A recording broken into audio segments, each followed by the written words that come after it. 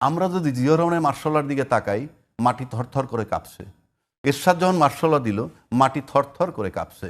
Even 111 যদি আনি, সেখানে ফখরুদ্দিন সাহেব সামনে ছিল সিভিল ম্যান, পাশে ছিল তখনকার সেনাপ্রধান, তখনও মাটি থরথর করে কাঁপছে।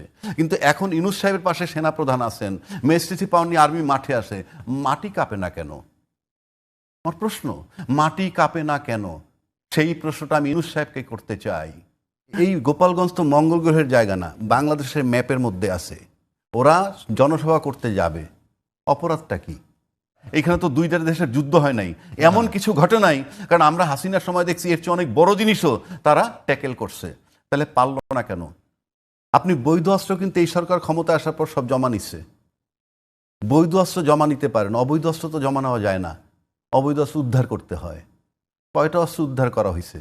আজকে যে অস্ত্রের মহড়া আমরা দেখলাম, ইভেন ককটেলও ফুটছে। হ্যাঁ, হ্যাঁ, এই যে ফুটছে, এগুলো তো ছিল ওখানে, ওখানে ছিল। এটা থাকবে কেন ওখানে?